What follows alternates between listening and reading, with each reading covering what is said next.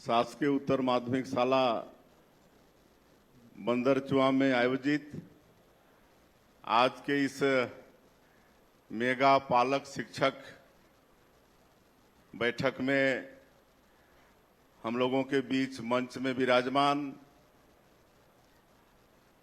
हमारी धर्मपत्नी जो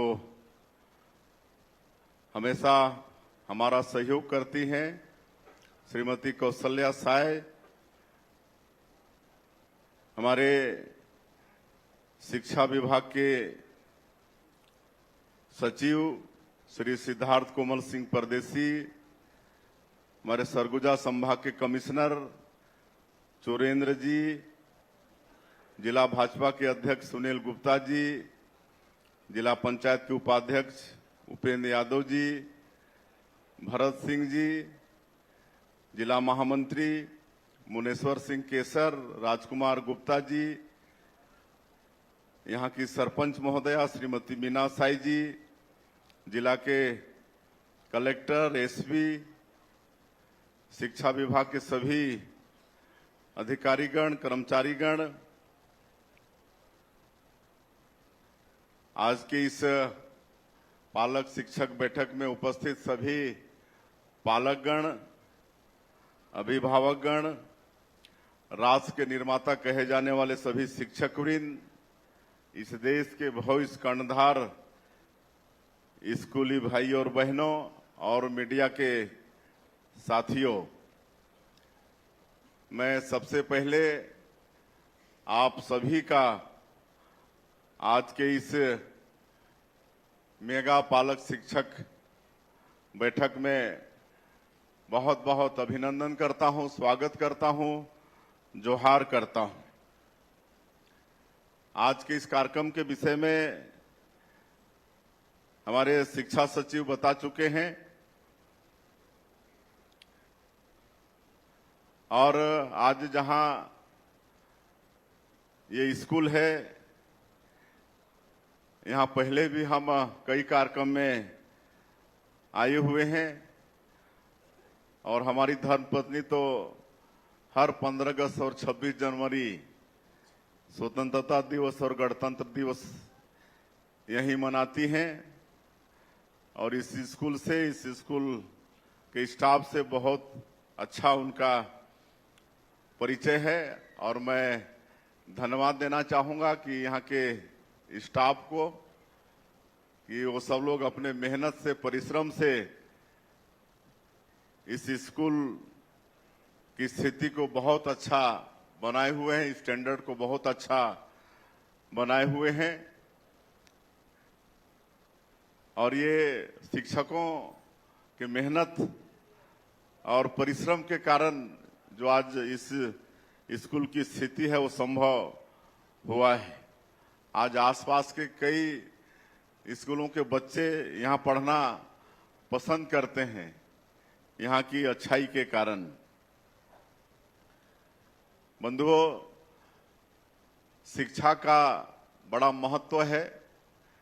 हमारे विद्वानों ने कहा है कि शिक्षा विकास का मूल मंत्र है। शिक्षा खाली नौकरी पाने का माध्यम नहीं है, बल्कि किसी भी क्षेत्र में सफल होने के लिए, अच्छा काम करने के लिए शिक्षा बहुत जरूरी है। एक शिक्षित व्यक्ति और एक अनपढ़ व्यक्ति जीवन दोनों जीता है, लेकिन दोनों के जीवन यापन में बहुत फर्क पड़ता है। शिक्षा के बिना जीवन अधूरा है, ये भी हमारे विद्वानों ने कहा है और हमारे देश में प्राचीन काल से ही शिक्षा का महत्व रहा है। आप सबको मालूम है कि हमारा ये देश विश्व गुरु कहलाता था। यहाँ पर दुनिया भर के बच्चे पढ़ने आते थे। नालंदा विश्वविद्यालय, तक्षशिला विश्वविद्यालय, ऐसे विश्वविद्यालय प्राचीन काल से यहाँ पर हैं, जहाँ पर दुनिया के बच्चे पढ़ने आते थे। तो ऐसा हमारे इस देश में शिक्षा का महत्व रहा है और यहाँ पर हम लोग नई शिक्षा नीति लागू किए हैं। हमारे प्रधानमंत्री जी के मार्गदर्शन में नई शिक्षा नीति 2020 लागू किए हैं। मैकाले की जो शिक्षा पद्धति थी, बहुत दिनों तक वो पद्धति चली, लेकिन जैसे जैसे समय आगे बढ़ता जा रहा है, उस शिक्षा नीति में बदलाव की आवश्यकता थी और हमारे देश के यशस्वी प्रधानमंत्री नरेंद्र मोदी जी ने नई शिक्षा नीति 2020 लाई है और इसी साल हम लोग छत्तीसगढ़ में भी उसको लागू किए हैं।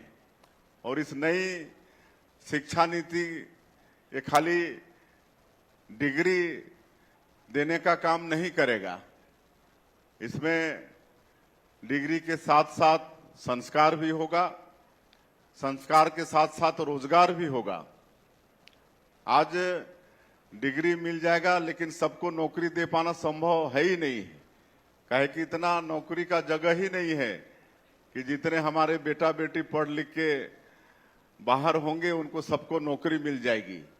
लेकिन अगर हम शिक्षा के साथ साथ उनको संस्कार भी देंगे और रोजगार के लिए भी उनको स्किलिंग देंगे, उनका कौशल विकास करेंगे, उनको रोजगार की शिक्षा भी देंगे, तो निश्चित रूप से अपनी पढ़ाई पूरा करके वो किसी न किसी उद्योग धंधा रोजगार से वो जुड़ने का काम करेगा। तो ये नई शिक्षा नीति में ये व्यवस्था है। और इस बार पहली बार हम लोग गर्मी में समर कैंप भी किए। पहले प्राइवेट स्कूलों में सब होते थे, सरकारी स्कूलों में इसका प्रावधान नहीं था, लेकिन गर्मी की छुट्टी में समर कैंप भी लगाए, जिसमें मतलब बच्चे एक सप्ताह तक एक साथ रहकर बहुत कुछ सीखे, शिक्षा के साथ साथ अलग तरह का आनंद भी लिए। और उसी तारतम्य में ये पालक शिक्षक ये बैठक, इसका भी आयोजन है। ये बैठक प्राइवेट स्कूलों में होता रहा है, लेकिन शासकीय स्कूलों में नहीं होता था, उसको भी लागू किए हैं। और जैसे परदेसी जी बता रहे थे कि इस साल में 3 बार होगा, तो बहुत कम ऐसे अभिभावक होते थे जो कभी गुरुजी लोगों के बीच में आके उनसे अपने बच्चे के विषय में पूछताछ करते थे कि बच्चा स्कूल आता है कि नहीं, कैसा पढ़ता लिखता है। लेकिन अब कम से कम साल में 3 बार ये जो पालक शिक्षक बैठक होगा, इसमें मेरा पालकों से आग्रह होगा कि निश्चित रूप से इसमें आप लोग जहां भी आपके बच्चे पढ़ते हैं, आपके पोता पोती पढ़ते हैं, वहां पर आएं, शिक्षकों से मुलाकात करें और अपने बच्चे के विषय में जानकारी लें। काहे कि शिक्षक के पास समय का अभाव होता है, वो एक एक पेरेंट्स के पास जाकर उनके बच्चे के प्रगति के विषय में नहीं बता सकते हैं, लेकिन ये पालक शिक्षक बैठक इसमें सहयोगी होगा। हम लोग यहाँ आने के पहले जो नया शिक्षा नीति के जो 12 बिंदु हैं, 12 बच्चे बड़े अच्छे से उसको हम लोग समझे, उन्होंने समझाया। उसके बाद जो पेरेंट्स हैं, अभिभावक हैं, उनके दादा दादी हैं, उनके साथ भी बैठ के वार्तालाप किए। बहुत अच्छे अभिभावक भी हैं। यहाँ पर डोना पानी के जो हरि सेवक जी हैं, उनका एक पोता यहाँ से पढ़ लिख के, इसी स्कूल से पढ़ लिख के आगे MSc कर रहा है बाहर। एक उनका पोता यहाँ पर 11वीं कर रहा है। तो बराबर आते हैं, जिनका यहाँ पर मंच में हम लोग सम्मान भी किए हैं।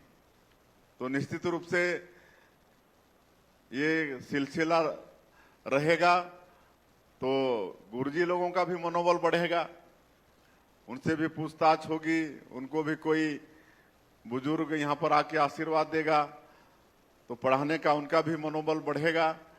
और इस तरह की व्यवस्था से माता पिता को अपने बच्चे की प्रगति के विषय में जानकारी तो मिलेगी ही। नई शिक्षा नीति 20 लोकल भाषा में भी पढ़ाई जाएगी, जो वहाँ की लोकल भाषा है। यहाँ पर हम लोग सादरी बोलते हैं जसपुर में। तो यहाँ पर सादरी में भी किताब छपा है, एक तरफ सादरी है, एक तरफ हिंदी है, कहीं गोड़ी है, कहीं पर आपका सरगुजिया है, कहीं पर हलवी है। तो इस तरह से 20 बोली में यहाँ पर नई शिक्षा नीति के तहत बच्चों को मतलब पढ़ाया जाएगा, उनको ज्ञान दिया जाएगा। ये सब नई शिक्षा नीति में है। और हमारे प्रधानमंत्री जी शिक्षा की गुणवत्ता को और सुधारने के लिए पीएम श्री योजना भी लागू किए हैं। पीएम श्री योजना में हमारे प्रदेश का करीब 263 स्कूल शामिल है। इसमें पूरा भारत सरकार से फंडिंग होगा और करीब 2 करोड़ रुपया एक स्कूल के पीछे, उसमें खाली इंफ्रास्ट्रक्चर के लिए नहीं रहेगा, बल्कि स्कूल तो अच्छा साफ सुथरा हो, वहाँ पर शिक्षा का गुणवत्ता भी बढ़े, वहाँ बिजली पानी की व्यवस्था हो, ये सारा चीज वहाँ पर प्राइवेट स्कूल जैसे व्यवस्था हमारे सरकारी स्कूलों में भी हो। ये पीएम श्री योजना के माध्यम से हमारे प्रधानमंत्री जी कर रहे हैं और इसका लाभ हम लोगों को मिलना शुरू हो गया है और आगे और हम लोगों को मिलेगा। उसी तरह से शिक्षा को और हम लोग प्रदेश में कैसे बढ़ाएं, इसलिए जो श्रमिक के बच्चे हैं और जो टैलेंटेड बच्चे हैं, जो 10वीं 12वीं के बोर्ड के एग्जाम में अव्वल आते हैं, ऐसे बच्चों को भी सरकार पुरस्कृत करती है। अभी हम लोग ऐसे बच्चों को रायपुर में पुरस्कृत किए हैं। 2-2 लाख देते हैं एक बच्चे को, बच्चियों को विशेषकर, उसमें 1 लाख आगे की पढ़ाई के लिए और 1 लाख स्कूटी के लिए देते हैं, उसको आने जाने में आगे की पढ़ाई के लिए सुविधा हो। तो इस तरह से लगातार प्रयास कर रहे हैं। सरस्वती साइकिल योजना हम फिर देंगे, जिसमें हमारी बेटियों को स्कूल की दूरी कम हो। ये सारा व्यवस्था हम लोग शिक्षा को आगे बढ़ाने के लिए यहाँ पर कर रहे हैं। और लगातार आप लोग देख रहे हैं कि जब से छत्तीसगढ़ की सरकार बनी है, तब से आज ऐसा कोई शिक्षण संस्थान नहीं है जो छत्तीसगढ़ में नहीं है। आज शिक्षण की सारी संस्थाएं, चाहे वो IIT हो, IIM हो, इंजीनियरिंग, आज मेडिकल कॉलेज जब छत्तीसगढ़ राज्य बना तो सिर्फ 2 था, 10 के ऊपर में मेडिकल कॉलेज है। तो हर शिक्षण संस्थान को भी यहाँ पर हम लोग छत्तीसगढ़ बनने के बाद यहाँ पर लाए हैं, ताकि हमारे बच्चों को उच्च शिक्षा के लिए कहीं बाहर जाना नहीं पड़े। यहाँ पर दिल्ली के अंदर में एक ट्राइबल यूथ हॉस्टल, उसका भी निर्माण किए हैं, ताकि हमारे छत्तीसगढ़ के ऐसे हमारे बेटा बेटी जो SP बनना चाहते हैं, कलेक्टर बनना चाहते हैं और बड़ा आदमी बनना चाहते हैं, जो कंपटीशन के एग्जाम में बैठना चाहते हैं, उसके लिए कोचिंग करना चाहते हैं, इसके लिए यूथ हॉस्टल दिल्ली के अंदर में बनाए हुए हैं। वो द्वारका का सेक्टर 18 में है। वो जो 50 सीटर था 80 सीटर था, 80 सीटर को बढ़ा के सीधे 200 सीटर कर दिए हैं। 200 सीटर कर दिए हैं। अभी उतना भवन नहीं है, लेकिन कोई भी जो चयनित हमारा बेटा बेटी होगा वो बाहर भी रह के वहां पर पढ़ेगा दिल्ली में, तो उसके लिए सारी व्यवस्था करेंगे, उसके रुकने उकने की सारी व्यवस्था सरकार के तरफ से करेंगे। ये हम लोग कर रहे हैं। और एक नालंदा परिसर, ये रायपुर में नालंदा परिसर है, 24 घंटे वो खुला रहता है। 3000 सीट का है, जिसमें जो भी कोई प्रतियोगिता परीक्षा की तैयारी करता है वो वहां पर जाता है और पढ़ाई करता है। उसको हर तरह का किताब और ऑनलाइन सारा कुछ उसको वहां पर मिल जाता है। और मुख्यमंत्री के बनने के बाद एक और वहां पर नालंदा परिसर की वहां शुरुआत कर दी है। और प्रदेश के 22 जिले में नालंदा परिषद की स्वीकृति दी है नालंदा परिसर का। इसमें जसपुर 500 सीटर है और आपका कुनकुरी 200 सीटर है। वो जल्दी ही बनेगा और हमारे ऐसे जो प्रतिभावान बच्चे होंगे जो बड़ा आदमी बनना चाहते हैं, वहां जाके मतलब जो गरीब बच्चे भी हैं जो कीमती किताब नहीं खरीद सकते, उनको किताब भी वहाँ पर पढ़ने के लिए मिलेगा और ऑनलाइन भी सारी व्यवस्था रहेगी। तो जो कोई भी मदद हो सकता है, हम लोग छत्तीसगढ़ के अंदर में हमारे बेटा बेटियों के लिए ये सब कर रहे हैं। तो मैं चाहूँगा, आज हमारे अभिभावक भी यहाँ पर आए हैं, आप सब लोग पहले गुरुजी हैं तो जरूर अपने बच्चों के ऊपर में निगरानी रखें, उनसे पूछताछ करें, स्कूल बराबर आ रहे हैं कि नहीं आ रहे हैं, वो देखें पढ़ाई ठीक से कर रहे हैं कि नहीं कर रहे हैं, संस्कार सीख रहे हैं कि नहीं, ये सब आप लोग देखें। और गुरुजी तो राष्ट्र के निर्माता कहे जाते हैं, राष्ट्र के निर्माता। अभी हम कई बच्चों से पूछ रहे थे तो बहुत लोग गुरुजी बनने की भी इच्छा व्यक्त किए। तो गुरुजी तो सबसे बड़ा है ना, राष्ट्र के निर्माता हैं। उनके पढ़ाए हुए बच्चे एसपी, कलेक्टर, वैज्ञानिक, साइंटिस्ट सारे कुछ बनते हैं, लेकिन वो राष्ट्र का निर्माता है। तो ऐसे यहाँ के गुरुजनों को जितने भी उपस्थित हैं सबको मैं नमन भी करता हूँ। और चूंकि हमको रायपुर भी जाना है, एक दो कार्यक्रम और भी निपटाना है, इसलिए और मैं ज़्यादा वक्त नहीं लेते हुए यहाँ, चूंकि आज ये जो पीटीए में कार्यक्रम हो रहा है पूरे प्रदेश में, और मेरा सौभाग्य है कि मैं बंदरचुआ में आप लोगों के बीच में हूँ। आज से ये पीटीएम का कार्यक्रम शुरू हुआ है, तो बहुत सारी मांगे यहाँ के हमारे गणमान्य लोगों के द्वारा आया है। तो उसमें एक तो बंदरचुआ में एक सर्व सुविधा युक्त बस स्टैंड हो, इसकी मैं घोषणा करता हूं। और बंदरचुआ में प्राथमिक शाला बंदरचुआ उधर जो है, और वहां से लेकर छेरा घोगरा चौक तक रोड के किनारे स्ट्रीट लाइट हो सोलर का, इसकी भी मैं घोषणा करता हूं। एक उधर भुइहर बस्ती से लेकर सरना वो रोड है जिसका निर्माण होना आवश्यक है, एक पुल की भी वहां पर आवश्यकता पड़ेगी। तो मैं भुइहर बस्ती से लेकर सरना पहुंच मार्ग में सड़क और पुल की भी घोषणा करता हूं। यहाँ पर गायत्री मंदिर है और एक शिव मंदिर भी है पुरानी बस्ती में, तो दोनों मंदिर का जीर्णोद्धार का भी मैं घोषणा करता हूं।